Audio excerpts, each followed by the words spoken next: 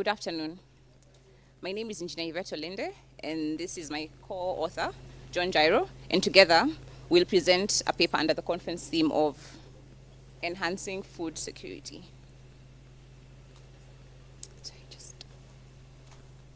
Okay, as I wait for the slide to be projected. So we are presenting a paper on exploring the role of public-private partnerships in agricultural development in arid and semi-arid regions in Kenya. The paper will be presented as follows. I will take you through the introduction.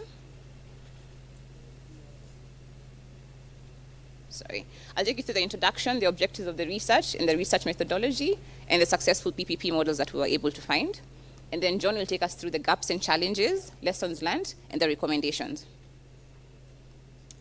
According to the Integrated Food Phase Classification, an estimated of 4.4 million Kenyans are food insecure. The Sustainable Development Goal number 2 aims to end hunger, achieve food security, improve nutrition, and promote sustainable agriculture in the next 7 years. But where are we now? It's a very sad reality that Kenyans are dying because of hunger. Hundreds of carcasses of livestock in ASAL regions are spread out every year. Can we really meet this goal? One way we suggested to alleviate this issue is by leveraging on collaborative synergies of public-private partnerships to boost food production in ASAL regions. That led us to the objective of our research, which is to investigate the role of PPPs in agricultural development in ASAL regions. The research methodology is as follows. We conducted an extensive literature review. Through the literature review, we were able to get 4 successful PPP models. We'll discuss their successes, the gaps and challenges, the lessons learned, and then the recommendations. The first model is by a paper by Morea and Balzarini. In their paper, they had 3 partners. The public partner was represented by the government. The government gave access to land and also gave infrastructure. The infrastructure was critical link roads from the farm to the market and from the farm to the processing plant. The next partner was a private company that had the commercial, it encompassed commercial farmers who had the technical know-how of how to plant the seeds. And then the processing partner processed the raw materials and sold them in the local and international market.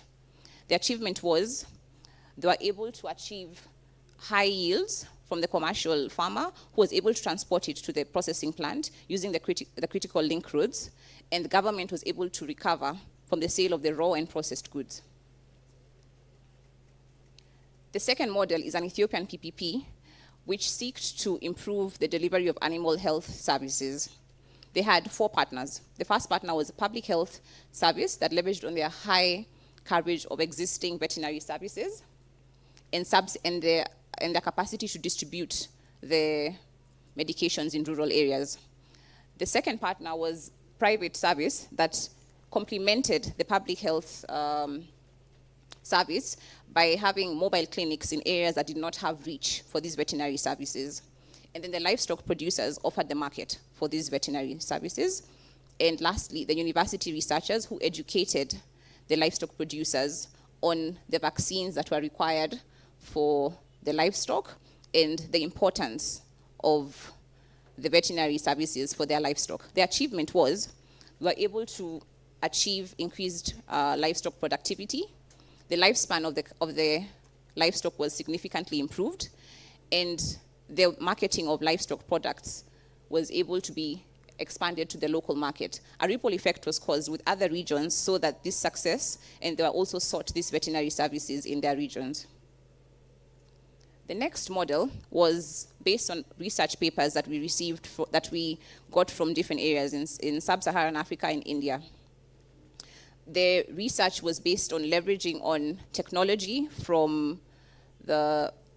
leveraging on technology and research from universities and non-governmental organizations. I'll give 3 examples of research papers. The first one is based in India, where they were able to change the traditional rice varieties that the farmers were growing and start planting basmati rice, which had a higher market and was able to achieve higher sales. The second paper is based on one which is within Kenya, where research led to the development of super sorghum that was higher in amino acids and had higher yields. The last PPP was one in Uganda, where a private sector company with agro-industrial sugarcane molasses partnered with university students from Makerere, who had the know-how of how to convert this molasses into feed for cattle.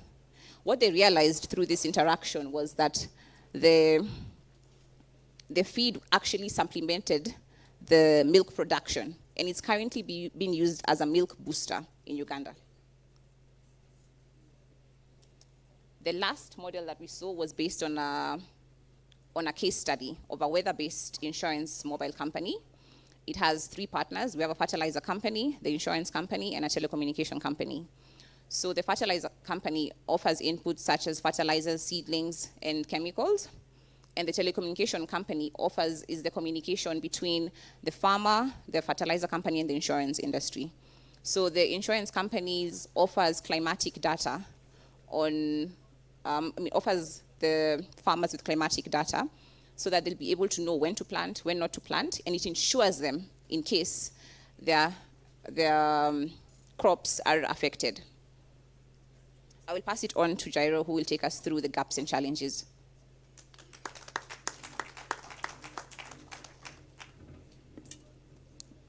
Yes, so some of the gaps and challenges that exist within the discussed PPP models and even in the current models that are being implemented in the country is that it takes quite a long time for private investors and other partners to realize the benefits. And for instance, in the Morea and Bazzarini model, it took up to the 24th year for the private partner to start realizing their profit in the PPP agreement. Then the second is that the challenges of high transaction costs, corruption, and mistrust that make it quite difficult to coordinate the agreement, and this further impedes the successful operational of the PPP agreements. Then the third is that private entities tend to focus on areas that already prove to be sufficient in resources and profits, and these leave areas that do not have much intervention, such as the ASALs, to continue to be left behind. Then high inflation rates often lead to high cost of providing services, and this results to high contract addendums, and this further reduces the effectiveness of the PPP agreements. What are some of the lessons that we learn from the models that we have discussed? That successful PPPs are those that are adaptable to changing societal needs, political dynamics, and partner motivations. Also, we learned that proper legal agreements need to be drafted and developed between the partners involved, so to enhance trust between the partners involved in the investment agreements. So what do we recommend from this paper? That we need to make it lucrative for private stakeholders to come into the partnerships by offering lucrative incentives. Secondly, we need to support models that make it feasible for the stakeholders involved to start realizing the benefits of their investments sooner rather than later.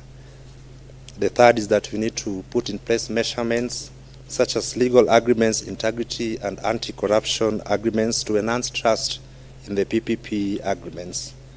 Fourthly, we need to tailor PPP models to tackle specific needs as per the requirements of the regions where the PPP interventions are much needed. The fifth is that we need to implement robust monitoring and evaluation systems to assess the impact of PPPs in agricultural development, because this assessment will provide valuable insights for adapting and improving on the existing models. The sixth is that we promote research and innovation in partnership with all the stakeholders in the PPP engagements, so to address emerging challenges and forthcoming opportunities. Seventh is that we need to scale up successful models that have demonstrated positive outcomes to reach a wider audience, especially in ASAL regions where interventions are still needed. Then the last is that we need to enact supportive policy and regulatory frameworks that make it feasible for all the partners involved to come together and address some of the issues we need to be addressed through the PPPs. So that's the end of our presentation. Thank you.